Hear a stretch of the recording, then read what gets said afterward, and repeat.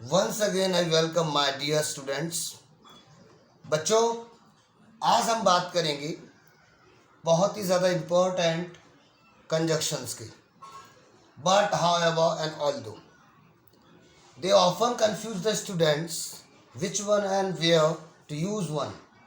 कब और किसको कहाँ यूज़ करना है, they often confuse.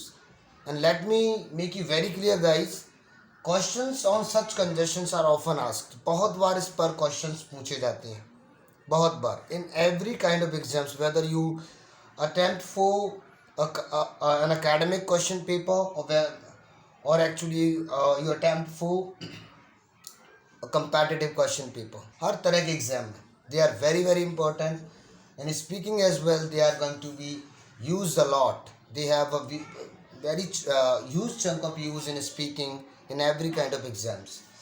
So although they bother you a lot, मुझे ये पता है, but once you go through this video your all doubts will surely go away. Everything will become clear to you. So please just uh, subscribe to my channel for such interesting videos, and please do not forget to share and like it if you like the video. Okay, so let's go with these three important conjunctions: although, but, and however.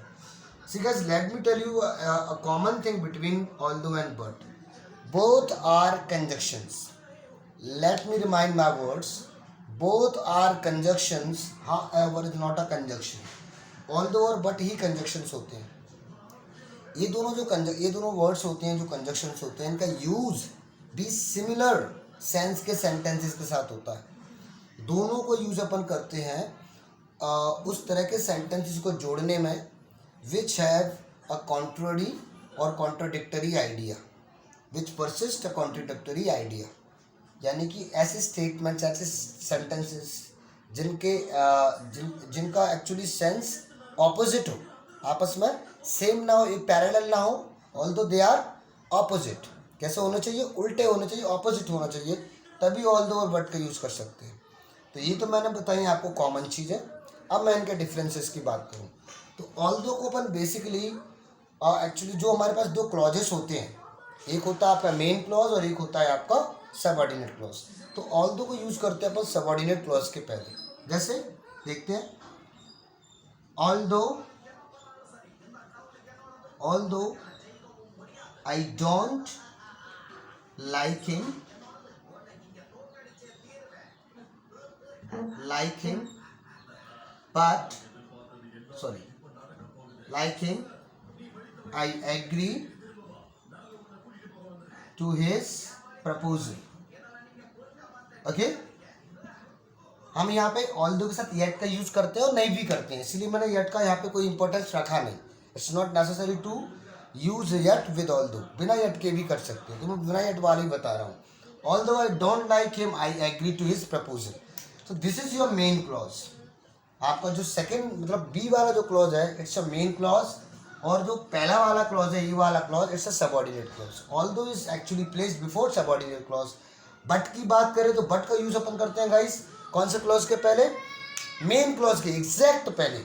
जैसे आप देखिएगा, I don't like him but I agree to his proposal. Clear? Proposal.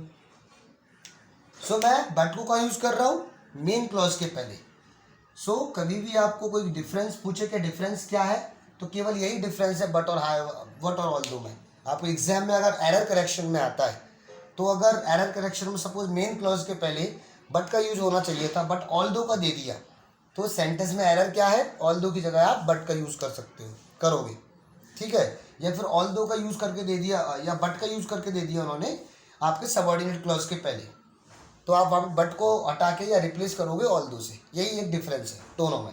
However को देखते हैं। As I said you earlier guys when I started the video that however is not a conjunction, it's an adverb. एक adverb है और एक contradiction sense की बात करता है, कॉन्ट्रडिक्टरी स्टेटमेंट की बात करता है। हाउएवर दो सेंटेंस को जोड़ता नहीं है कभी भी। तभी हम हाउएवर को जब भी यूज़ करते हैं तो उसके आगे या पीछे सेमीकोलन से फुल स्टॉप आपको नज़र आएगा। जैसे इसी सेंटेंस को मैं आपको बना के बताऊँ हाउएवर से, जैसे कि, और इसका कोई पर्टिकुलर, जैसे इसमें अपन देखते हैं बट को अपन बी से पहले लगाते हैं, मतलब मेन क्लॉज से, और ऑल्दो को अपन सबऑर्डिनेट से। हाउएवर को किसी भी क्लॉज से आगे लगा दो, कोई फर्क नहीं पड़ता, बिकॉज इसका कोई particular, as I said you guys, इस सेंटेंस को जोड़ नहीं रहा है, ये बस कॉन्ट्राडिक्टरी स्टेटमेंट की बात करता है, तो it has no particular actually place और क्लॉज टू गो विद।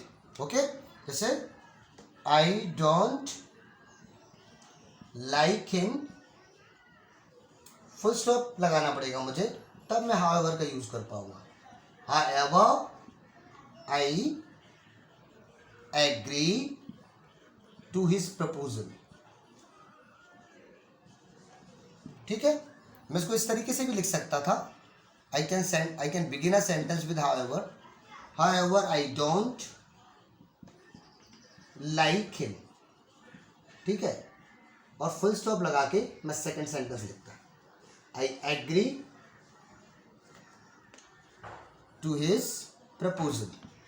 तो बेसिकली ये है कि हाउएवर का कोई प्लेस डेफिनेट नहीं है, कोई क्लॉज डेफिनेट नहीं है, बस इतना रहता है, जब भी हाउएवर से आप सेंटेंस स्टार्ट कर रहे हो तो उसके आगे आप एक एक कॉमा लगाओगे।